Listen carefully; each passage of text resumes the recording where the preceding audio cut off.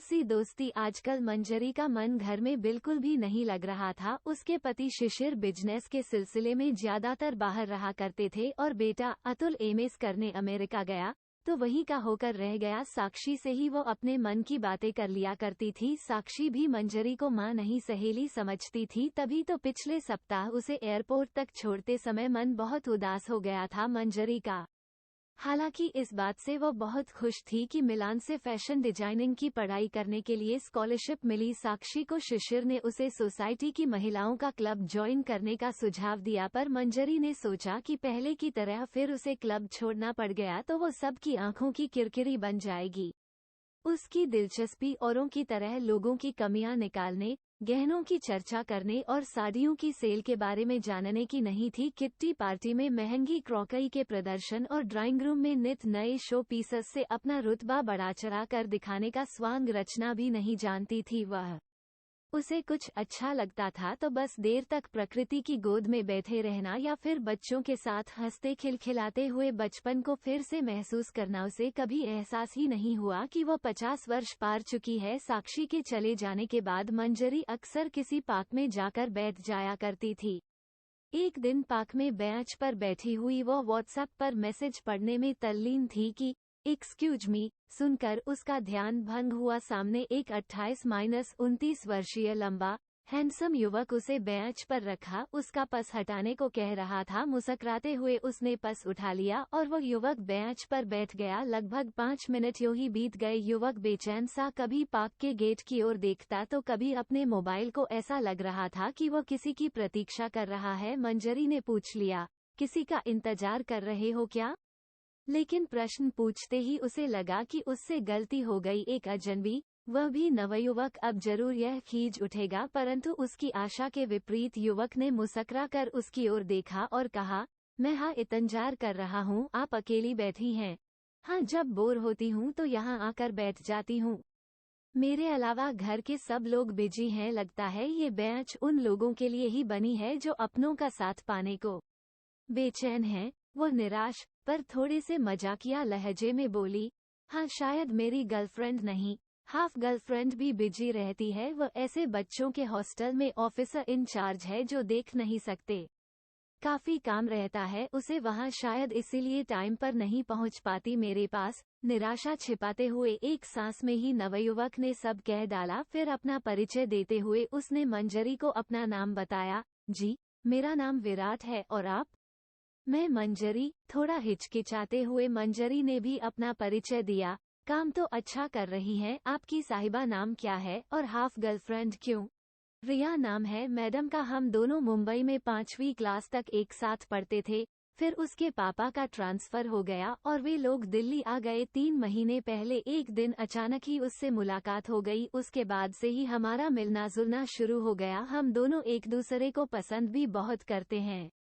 बस वो 3 वर्ड्स अभी तक नहीं कह पाए एक दूसरे को। विराट ने शर्माते हुए कहा, फिर तो तुम भी हाफ बॉयफ्रेंड हुए न उसके? मंजरी ने विराट की बातों में दिलचस्पी लेते हुए कहा, नहीं नहीं, रिया तो कब की मेरे मन की बात जान चुकी होगी, क्योंकि मेरे व्हाट्सएप और फेसबुक के स्टेटस मेरे मन के राज खोल देते हैं। पर रिया वह तो इस मामले में पूरी साइलेंट मूवी की हीरोइन है। और विराट होठों पर उंगली रख चुप्पी का इशारा करते हुए मुस्कुराने लगा और फिर मंजरी के ओ नॉटी गर्ल कहते ही दोनों हंस पड़े। आपसे एक बात पूछूं?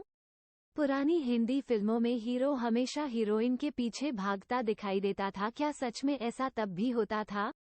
आजकल की लड़कियां तो अपने पीछे भगा भगा कर थका ही देती हैं।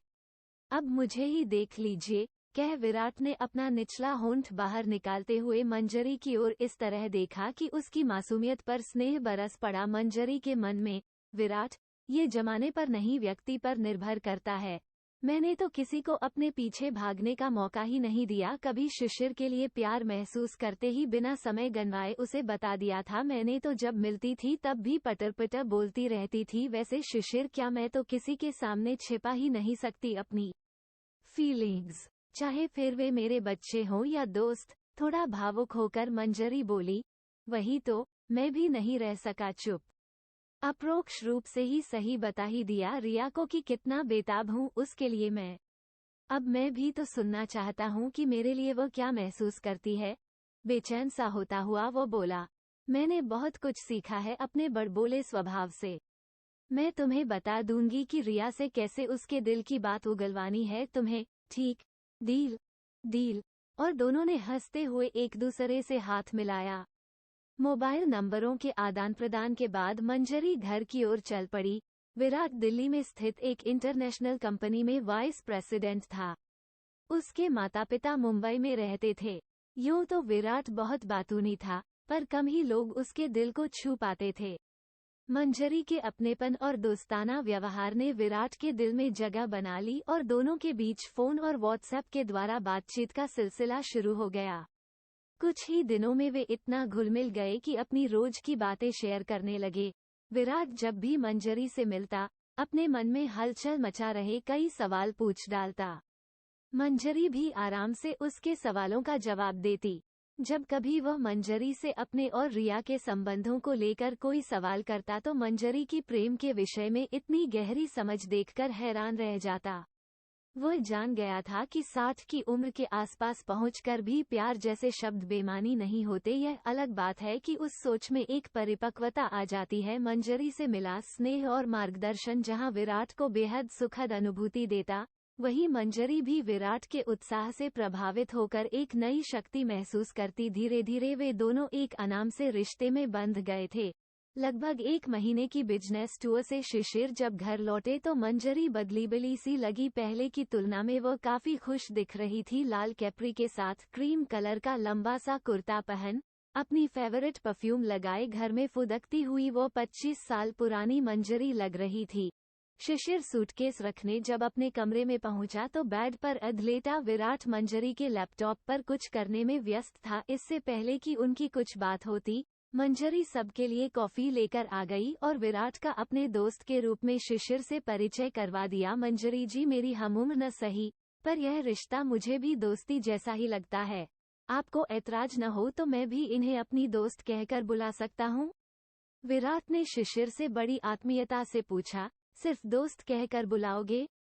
अरे भाई, दोस्त समझो इन्हें। लगता है तुम में इन्हें एक ऐसा साथी मिल गया कि हमारी मैडम किट्टी और पड़ोस की सहेलियों से मिलने तक नहीं जा पाती। अब बाहर जाया करूंगा तो मंजरी की चिंता नहीं होगी मुझे। वेल डन यंग मैन, शिशिर ने विराट की पीठ थपथपा दी। कॉफी की चुस्कियों के साथ तीनों की बातचीत का शोर घर में सुनाई देने लगा। रिया को लेकर विराट का उतावलापन देख मंजरी कभी कभी खूब हंसती। विराट चाहता था कि रिया जल्द से जल्द उसे अपने मन की बात कह दे और यह रिश्ता किसी मंजिल तक पहुंच जाए। मंजरी ने विराट को रिया के सामने थोड़ा सीमित रहने का सुझाव दिया, ताकि रिया स्वयं को टटोलना शुरू करे। मंजरी की बात मान विराट ने अब बार बार रिया को फोन और मैसेज करना बंद कर दिया। व्हाट्सएप और फेसबुक पर भी वो सोच समझ कर स्टेटस डालने लगा। अपने मन की बात मन ही में रखने से विराट को थोड़ी मुश्किल जरूर हुई, पर इसका परिणाम वैसा ही निकला जैसा वह चाहता था। उस दिन कॉफी शॉप में विराट जानबूझकर रिया को ऑफिस की बोझिल बातें सुनाने लगा। कुछ देर चुपचाप सुनने के बाद बोर होते हुए रिया बोली, बस करो न अब प्लीज। हमेशा की तरह अपने शौक, अपने बचपन और कॉलेज की शैतानियों की बात करो न। क्यों? अनजान बनते हुए विराट ने पूछा। क्यों क्या? अच्छा लगता है तुम्हारे बारे में जानना। रियली? पर कुछ तो वजह होगी इसकी। विराट को मंजिल करीब लग रही थी। विराट, बड़े खराब हो तुम। अरे, मुझ पर गुस्सा? लव यू, तुमसे नहीं बोला जा रहा और नाराजगी मुझ पर। सब बातें कहने की नहीं होती। क्या मैंने कभी तुम्हें प्यार कबूलने को कहा?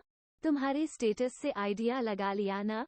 और तुम हो कि, पर तुम तो स्टेटस भी हमेशा अपने मम्मी पापा की नन्ही सी गुड़िया बनकर डालती हो, एकदम बच्चों की तरह। कभी इशारा भी दिया कि मैं पसंद हूँ तुम्हें? ओके बाबा, लो, अभी व्हाट्सएप पर तुम्हारे लिए स्टेटस डालती हूँ।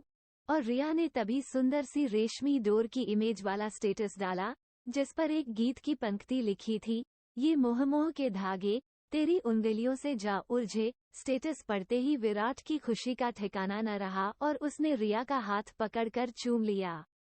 मन ही मन वो मंजरी का धन्यवाद करना भी नहीं भूला।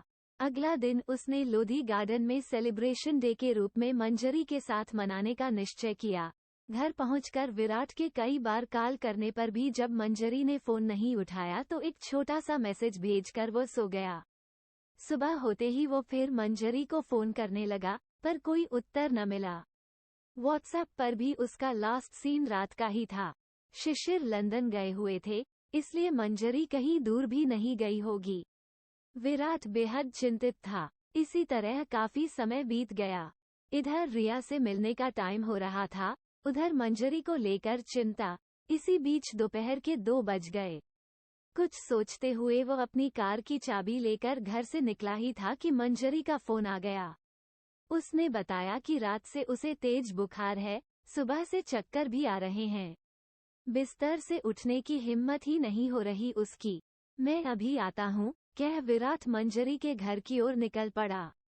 रिया को फोन कर उसने बता दिया कि आज वह नहीं आ पाएगा क्योंकि एक फ्रेंड की तबीयत ठीक नहीं है, वो उसके घर जा रहा है। मंजरी के घर पहुंचते ही विराट उसे लेकर हॉस्पिटल गया। वहां मंजरी को दवा दी गई। घर वापस आकर भी विराट तब तक मंजरी के पास बैठा रहा जब तक उसका बुखार कम नहीं हो गया।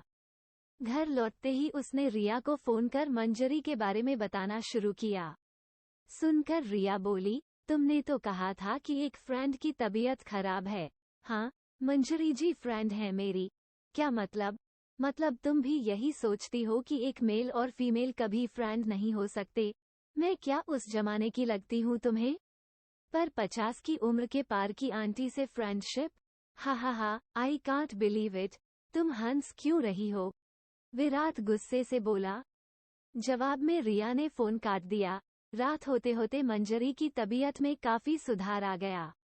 विराट को थैंक्स बोलने के लिए जब उसने फोन किया तो हेलो के साथ ही विराट की निराशा और गुस्से में भरी आवाज सुनाई दी, आई हेट रिया। क्यों, क्या हुआ?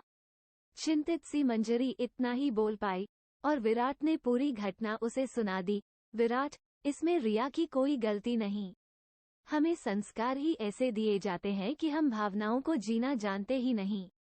अपनी संकीर्ण सोच से कुछ लोगों द्वारा बनाए गए नियमों के इर्द गिर्द ही घूमती रहती है हमारी पूरी जिंदगी। रिया को बस थोड़ा समझाने की जरूरत है। तुम परेशान मत होना, प्लीज, मैं देखती हूँ अब क्या करना है। मंजरी के कहने से विराट आश्वस्त हुआ और दोनों की बात वहीं समाप्त हो गई। अगले दिन मंजरी ने बहुत सी चॉकलेट्स खरीदी और नेत्रहीन बच्चों के छात्रावास की ओर चल दी। वहां जाकर उसने वे चॉकलेट्स बच्चों में बांटने की इच्छा व्यक्त की।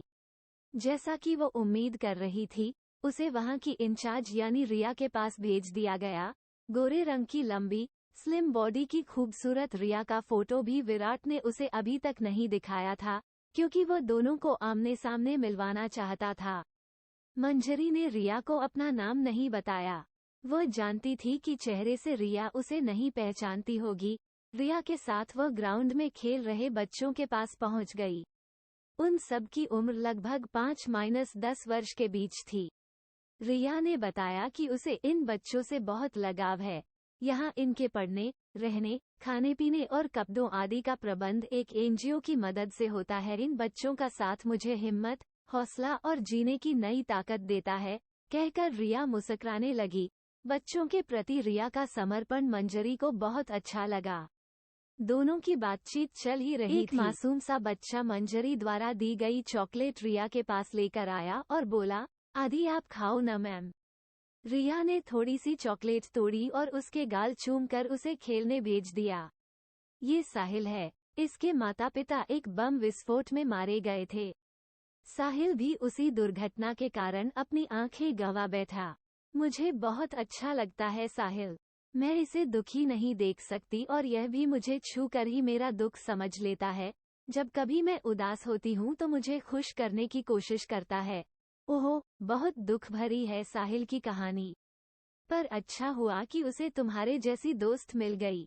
मंजरी ने कहा, आप इन भावनाओं को कितना समझती हैं। साहिल और मैं सचमुच एक दूसरे को बहुत प्यार करते हैं। वह मेरा प्यारा सा दोस्त है और मैं उसकी। मंजरी से सहमति जताती हुई रिया चहक उठी। तो क्या तुम नहीं चाहोगी कि ये दोस्ती आज से 20-25 साल बाद भी ऐसी ही रहे? क्या तब तुम इसे इसलिए दोस्त नहीं कहोगी कि तुम 50 के पार हो जाओगी? क्या एक उम्र के बाद भावनाओं को दबा देना चाहिए? अगर उस समय साहिल आज की तरह ही तुमसे लगाव महसूस करे तो क्या तब उम्र के अंतर को ध्यान में रखते हुए उसे तुम्हारे प्रति अपने प्यार को कम कर लेना होगा? या फिर तब रिश्ते का नाम दोस्ती से बदलकर कुछ और रखोगी? क्या नाम होगा उस रिश्ते का? शायद कोई नाम नहीं। तब क्या होगा रिया, बता सकती हो तुम? रिया की ओर देखकर मंजरी लगातार मुस्कुराने की कोशिश कर रही थी। प्यार तो ऐसा ही होगा शायद दोनों में, और नाम तो दोस्ती ही होगा रिश्ते का। अब भी और तब भी सोचती हुई सी रिया बोली, अगर साहिल और तुम्हारे रिश्ते को दोस्ती का नाम दिया जा सकता है, तो विराट और मंजरी के रिश्ते को क्यों नहीं? मंजरी के सब्र का बांध टूट गया और आंखों से झरझर आंसू बहने लगे। रिया जैसे सोते से जागी हो, आप मंजरी जी हैं ना? कहकर वो मंजरी से लिपट गई। उसकी आंखों से भी आंसू निकल पड़े। कुछ देर तक दोनों चुपचाप बैठी रहीं। फिर चुप्पी तोड़ते हुए मंजरी बोली, अब मैं चलती हूँ रिया। कल तुम मेरे घर आना। विराट को भी वहीं बुला लूंगी। खूब बातें करनी है मुझे तुम दोनों से। रिया हामी में सिर हिलाकर मुस्कुरा दी। आज रिश्तों का नया पाठ पढ़ा था रिया ने। सच ही तो है कि लगाव, परवाह, त्याग और प्यार जैसे शब्द मन की कोमल भावनाओं के नाम हैं और जब ये एक साथ मिल जाएं तो बन जाती है दोस्ती। तो फिर दोस्ती का रिश्ता पूरी तरह मन का हुआ, और मन तो सदा एक सा ही रहता है, तो फिर दोस्ती क्यों हो उम्र की मोहताज? अपने मन की बात विराट तक पहुंचाने के लिए रिया ने उसे व्हाट्सएप पर मैसेज किया। विराट, रिश्तों की गहराई को मैं समझ नहीं पाई थी। अपनेपन की सुगंध से भरे किसी भी रिश्ते को उम्र के अंतिम पड़ाव तक भी मुरझाना नहीं चाहिए। मेरी ख्वाहिश है कि तुम्हारी और मंजरी जी की दोस्ती हमेशा महकती रहे। सचमुच बहुत सुंदर है ये फूल सी दोस्ती।